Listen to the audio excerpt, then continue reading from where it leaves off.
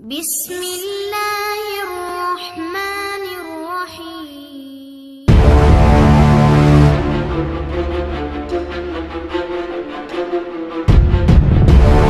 السلام علیکم دوستو، آپ دیکھ رہے ہو قرآن ریسرچ ٹیلی ویژن۔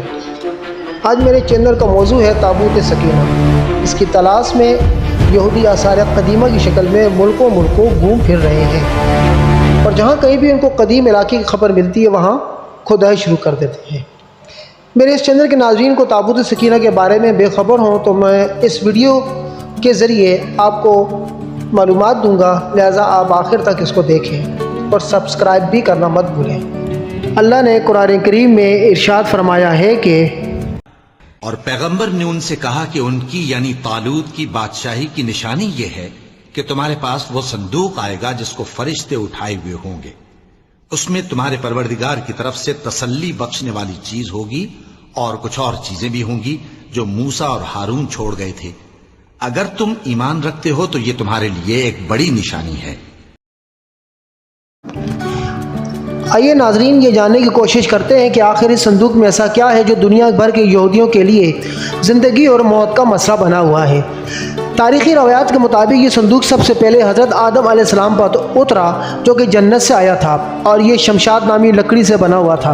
اس صندوق میں حضرت آدم علیہ السلام اپنا ضروری سامان رکھا کرتے تھے۔ یہ صندوق پچھلے انبیاء سے ہوتا ہوا حضرت یعقوب علیہ السلام تک پہنچا۔ حضرت یعقوب علیہ السلام کا دوسرا نام اسرائیل تھا، اور اسی کی اولاد میں یعنی بنی اسرائیل کہلاتی ہے۔ بنی اسرائیل پر سب سے پہلے جو نبی آئے وہ حضرت موسیٰ علیہ السلام تھے۔ یہ صندوق ان کے زیر استعمال تھا۔ حضرت موسیٰ علیہ السلام اس صندوق میں اپنے عصا مبارک اور توریت کی وہ تختیاں رکھتے تھے، اور اس صندوق میں دیگر انبیاء کی اشیاء بھی محفوظ ہوا کرتی تھی۔ جب حضرت موسیٰ علیہ السلام اور ان کے بھائی حضرت ہارون علیہ السلام جب دنیا سے رخصت ہوئے تو اس صندوق سے سامان ملا۔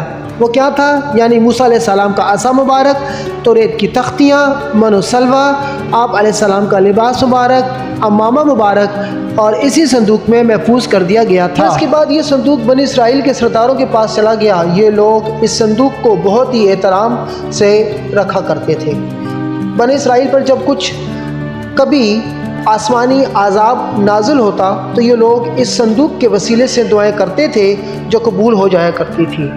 اور اس کے علاوہ بھی یہ ان کا عقیدہ تھا کہ جنگوں میں وہ تمام لشکر سے آگے اس صندوق کو رکھا کرتے تھے اور اس طرح اپنے دشمن پر فتح حاصل کرتے تھے۔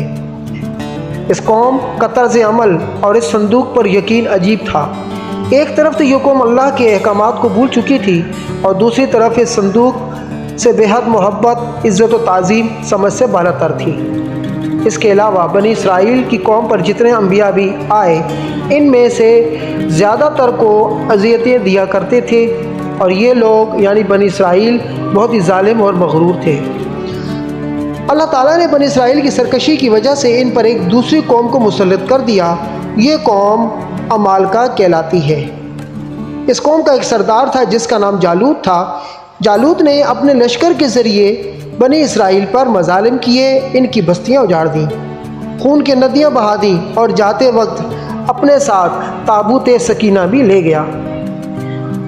زمانے بھر کی خاک چھانٹتے ہوئے اور رسوائی گلے لیتے ہوئے یہ لوگ یعنی بنی اسرائیلی جب اس وقت کے پیغمبر حضرت شموئیل علیہ السلام کے پاس آئے، اس قوم نے اس نبی سے درخواست کی کہ وہ بنی اسرائیل کے لیے ایک بادشاہ مقرر فرمائے تاکہ یہ لوگ پھر سے متحد ہو کر دشمن کے خلاف جنگ کریں۔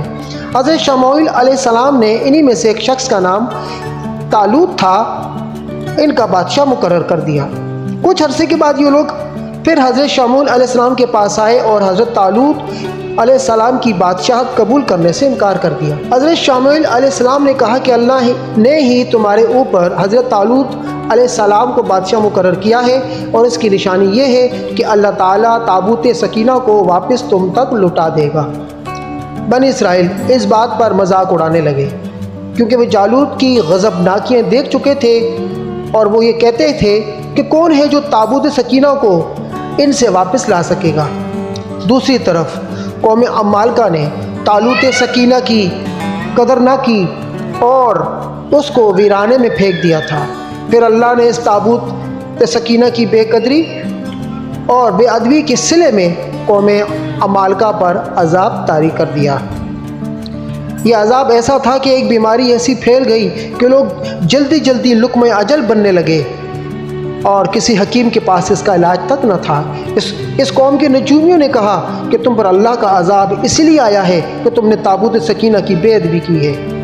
اور پھر انہوں نے تابوت سکینہ کو بیل گاڑی پر رکھا اور بیل گاڑی کو آزاد چھوڑ دیا۔ اللہ کی حکمت اور قدرت سے یہ بیل ملک بنی اسرائیل کی طرف روانہ ہوا۔ یہ صندوق پھر سے بنی اسرائیل کو مل گیا اور انہوں نے حضرت طالوت کو بادشاہ تسلیم کر لی۔ قیادت میں لشکر لے کر جالوت کے مقابلے میں آ گئے۔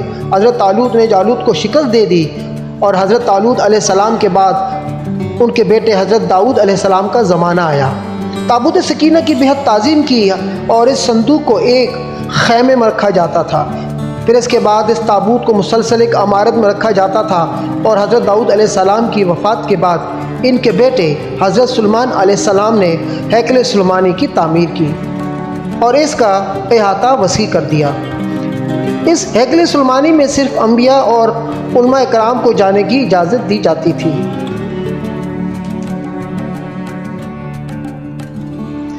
اس تابوت میں حضرت سلیمان علیہ السلام کی انگوٹھی بھی محفوظ تھی۔ حضرت سلیمان علیہ السلام کی وفات کے بعد یہ قوم اس قدر سرکش ہو گئی کہ اللہ کی ناراضگی مول لی۔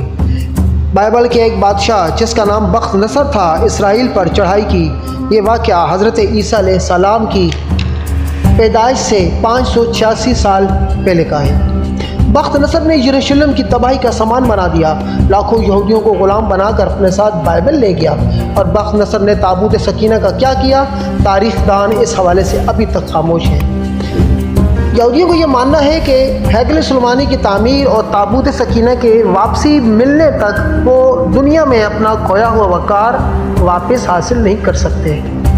اس لیے یہود ہیکل سلیمانی کی بقیہ مغربی دیوار سے لپٹ لپٹ کر روتے ہیں۔ تابوت سکینہ کے بارے میں مختلف رائے موجود ہیں۔ کوئی کہتا ہے یہ ہیکل سلیمانی کے اندر دفن ہے اور کوئی کہتا ہے کہ یہ بیر مردار کے اندر کسی غار میں چھپایا گیا ہے۔ کوئی ایتھوپیا، کوئی انگلینڈ، کوئی بھارت کو تابوت سکینہ کا مسکن قرار دیتے ہیں۔ آج کی یہ ویڈیو اگر آپ کو اچھی لگی ہو تو سبسکرائب کریں، بیل آئیکن بھی پریس کریں۔ شکریہ۔